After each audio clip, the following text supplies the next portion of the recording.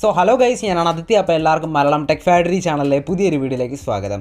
So 1500 രൂപയ്ക്ക് താഴെ വാങ്ങാൻ സാധിക്കുന്ന Mative എന്ന് പറയുന്ന ബ്രാൻഡ് പുറത്തിറക്കുന്ന അവരുടെ ഏറ്റവും പുതിയ Cosmic Buds എന്ന് പറയുന്ന Gaming TWS Earphonesന്റെ അൺബോക്സിംഗ് ആൻഡ് ഫുൾ റിവ്യൂ ആണ് ഇന്നത്തെ വീഡിയോ.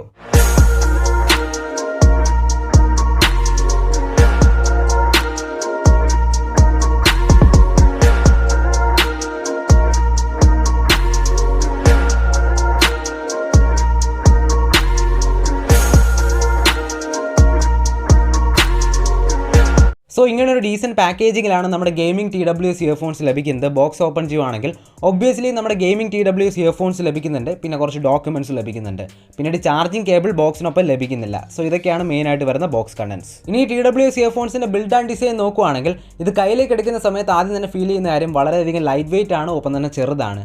അതുപോലെ തന്നെ കംപ്ലീറ്റ് ഒരു മാറ്റ് ഫിനിഷിലാണ് വന്നിരിക്കുന്നത്, അതുകൊണ്ട് തന്നെ സ്മഡ്ജസ് ഒന്നും അങ്ങനെ ആവില്ല.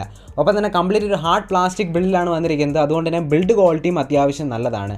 പിന്നെ ഇതിൻ്റെ ഡിസൈൻ നോക്കുവാണെങ്കിൽ കംപ്ലീറ്റ് ഒരു ഗെയിമിംഗ് വൈബ് തരുന്നൊരു ഡിസൈനാണ് കൊടുത്തിരിക്കുന്നത്. കാണാൻ നല്ല രസമുണ്ട്. താഴെയായിട്ടൊരു ലൈറ്റിംഗ് സ്ട്രിപ്പും കൊടുത്തിട്ടുണ്ട്. ഈ ലൈറ്റ് ഈ കേസ് ഓപ്പൺ ചെയ്യുമ്പോൾ കത്തും, ക്ലോസ് ചെയ്യുമ്പോൾ കത്തും. എന്തായാലും ഇതിന് തോന്നുമ്പോഴൊക്കെ ഇത് കത്തുന്നുണ്ട്. ഇനി കേസിൻ്റെ പുറകു വശത്തേക്ക് നോക്കുവാണെങ്കിൽ ടൈപ്പ് സി ചാർജിങ് പോർട്ട് കാണാൻ സാധിക്കും. അതുപോലെ തന്നെ ഈ പ്രോഡക്റ്റിന് IPX5 റേറ്റിംഗ് ലഭിക്കുന്നുണ്ട്. സോ അതുകൊണ്ട് തന്നെ ചാറ്റൽ മഴ ഉള്ളപ്പോഴും ഒപ്പം തന്നെ വർക്കൗട്ട് ചെയ്യുന്ന സമയത്തൊക്കെ യൂസ് ചെയ്യാം, ഒരു തരത്തിലുള്ള ഇഷ്യൂസും വരില്ല. ഇനി നമ്മുടെ കേസ് അങ്ങോട്ട് ഓപ്പൺ ചെയ്യുവാണെങ്കിൽ ഉള്ളിലായിട്ട് നമ്മുടെ TWS ഇയർഫോൺസ് ഇരിക്കുന്നത് കാണാൻ സാധിക്കും. സോ നമ്മുടെ ഇയർഫോൺസ് കയ്യിലെടുക്കുകയാണെങ്കിൽ ആദ്യം തന്നെ ഫീൽ ചെയ്യുന്ന കാര്യം വളരെയധികം ലൈറ്റ് വെയിറ്റ് ആണ്.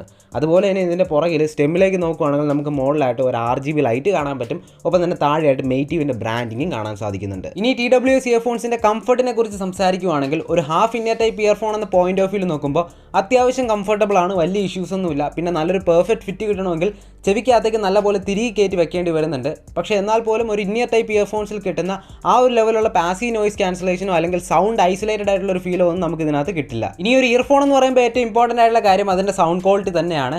സോ ഇതിൻ്റെ സൗണ്ട് ക്വാളിറ്റിയെ കുറിച്ച് സംസാരിക്കുകയാണെങ്കിൽ 13mm ഡ്രൈവേഴ്സാണ് നമുക്ക് ഇതിനകത്ത് കിട്ടുന്നത്. ഒപ്പം തന്നെ ഒരു ബാലൻസ്ഡ് ആയിട്ടുള്ള സൗണ്ട് ഔട്ട്പുട്ടാണ് എനിക്ക് ഫീൽ ചെയ്തത്. ഓവറായിട്ട് ബേസോ കാര്യങ്ങളോ ഒന്നും എക്സ്പെക്ട് ചെയ്യേണ്ട ആവശ്യമില്ല. പക്ഷേ എന്നിരുന്നാൽ പോലും ഇതിനകത്ത് കേൾക്കുന്ന പാട്ടുകൾക്ക് നല്ലൊരു ക്വാളിറ്റി അല്ലെങ്കിൽ ക്ലാരിറ്റി ഫീൽ ചെയ്യുന്നതായിട്ട് എനിക്ക് തോന്നിയിട്ടുണ്ട്. ഇനി TWS ഇയർഫോൺസിൻ്റെ കോൾ ക്വാളിറ്റി അല്ലെങ്കിൽ മൈക്രോഫോൺ ക്വാളിറ്റിയെ കുറിച്ച് ചോദിക്കുകയാണെങ്കിൽ ഞാനിത് ചെക്ക് ചെയ്ത് നോക്കിയിരുന്നു. അത്യാവശ്യം നല്ലൊരു കോൾ ക്വാളിറ്റി തന്നെ നമുക്കിവിടെ കിട്ടുന്നുണ്ട്. കാരണം ഓരോ ഇയർബഡ്സിലും നമുക്ക് 2 മൈക്രോഫോൺ വെച്ച് മൊത്തത്തിൽ 4 നോയ്സ് ക്യാൻസലിംഗ് മൈക്രോഫോൺസ് ആണ് നമുക്ക് ഇതിനകത്ത് കിട്ടുന്നത്.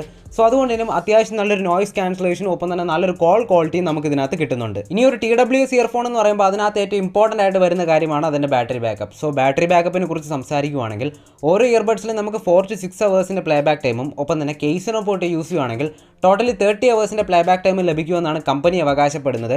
പക്ഷേ എൻ്റെ ഒരു യൂസേജിൽ ഓരോ ഇയർബഡ്സിലും 4 അവേഴ്സ് അബോവ് ബാറ്ററി ബാക്കപ്പും അതുപോലെ തന്നെ കേസിനൊപ്പോട്ട് യൂസ് ചെയ്യുകയാണെങ്കിൽ ഏകദേശം ഒരു 30 അവേഴ്സിൻ്റെ പ്ലേ ബാക്ക് ടൈമും കിട്ടുന്നതായിട്ടാണ് എനിക്ക് തോന്നിയിട്ടുള്ളത്. ഇനി TWS ഇയർഫോൺസിൽ നമുക്ക് ലഭിക്കുന്ന മറ്റ് പല ഫീച്ചേഴ്സ് എന്തൊക്കെയാണെന്ന് നോക്കുകയാണെങ്കിൽ ഇതിനകത്ത് നമുക്ക് ബ്ലൂടൂത്ത് വേർഷൻ 5.2 ആണ് ലഭിക്കുന്നത്. അതുപോലെ തന്നെ കംപ്ലീറ്റ് ടച്ച് ഫംഗ്ഷൻസ് ആണ് നമുക്ക് ഇതിനകത്ത് കിട്ടുന്നത്. ഒട്ടുമിക്ക എല്ലാ കാര്യങ്ങളും നമുക്ക് ചെയ്യാനും സാധിക്കുന്നുണ്ട്. Play, pause, next track, previous track, അതുപോലെ തന്നെ വോളിയം കൂട്ടാൻ പറ്റും, കുറയ്ക്കാൻ പറ്റും, ഒപ്പം തന്നെ ഗൂഗിൾ അസിസ്റ്റന്റിനെ വെയിറ്റ് ചെയ്യാൻ പറ്റും. സോ ഇങ്ങനെയുള്ള എല്ലാ കാര്യങ്ങളും ചെയ്യാൻ സാധിക്കും. ഇനി ഇതൊരു ഗെയിമിംഗ് TWS ഇയർഫോൺസ് ആയതുകൊണ്ട് തന്നെ തീർച്ചയായിട്ടും ഒരു ഗെയിമിംഗ് മോഡ് നമുക്ക് ഇതിനകത്ത് കിട്ടുന്നുണ്ട്. ഏതെങ്കിലും ഒരു ഇയർബഡിൽ നമ്മൾ 4 പ്രാവശ്യം ടാപ്പ് ചെയ്ത് കഴിഞ്ഞാൽ 30 ms ലോ ലേറ്റൻസി വരുന്ന ഗെയിമിംഗ് മോഡ് നമുക്ക് ആക്ടിവേറ്റ് ചെയ്യാൻ സാധിക്കും. ഗെയിമിംഗ് മോഡിൽ അത്യാവശ്യം നല്ലൊരു ലോ ലേറ്റൻസി തന്നെ നമുക്ക് ഫീൽ ചെയ്യാൻ സാധിക്കും. കാഷ്വൽ ഗെയിമേഴ്സിനൊക്കെ ഇത് ഓക്കെയാണ്, നല്ല രീതിയിലുള്ള ഒരു എക്സ്പീരിയൻസ് തന്നെ കിട്ടും. പക്ഷേ ഇതൊരു വയർലെസ് ഇയർഫോൺസ് ആയതുകൊണ്ട് തന്നെ സീരിയസ് ആയിട്ട് ഗെയിമിംഗ് ചെയ്യുന്നവർക്ക് നമുക്കിത് റെക്കമെൻഡ് ചെയ്യാൻ പറ്റില്ല. ഇനി ഫൈനലി ഈ ഗെയിമിംഗ് TWS ഇയർഫോൺസിൻ്റെ പ്രൈസ് വരുന്നത് 1500 രൂപയാണ്. മേറ്റീവിൻ്റെ വെബ്സൈറ്റിൽ അവൈലബിൾ ആണ്. പർച്ചേസ് ചെയ്യാനുള്ള ലിങ്ക് എന്തായാലും ഞാൻ ഡിസ്ക്രിപ്ഷനിൽ കൊടുത്തേക്കാം. അതുപോലെ തന്നെ ഞാൻ ഈ TWS ഇയർഫോൺസ് മെയിനായിട്ട് റെക്കമെൻഡ് ചെയ്യുന്നത് ഇപ്പോൾ നിങ്ങൾക്ക് ഹാഫ് ഇന്നർ ടൈപ്പ് ഇയർഫോൺസ് ഇഷ്ടമാണ്, അതുപോലെ തന്നെ 1500 രൂപയ്ക്ക് താഴെ നിങ്ങൾ അത്യാവശ്യം കുഴപ്പമില്ലാത്തൊരു ഗെയിമിംഗ് TWS ഇയർഫോൺസ് നോക്കുന്നുണ്ടെങ്കിൽ നിങ്ങൾക്ക് തീർച്ചയായിട്ടും കൺസിഡർ ചെയ്യാം. എനിവേ എന്തായാലും നിങ്ങൾക്ക് ഈ വീഡിയോ ഇഷ്ടപ്പെട്ടുവെങ്കിൽ തീർച്ചയായിട്ടും വീഡിയോ ലൈക്ക് ചെയ്യാനും ഷെയർ ചെയ്യാനും മറക്കണ്ട. അപ്പോൾ അടുത്തൊരു വീഡിയോയിൽ കാണാം. ബൈ.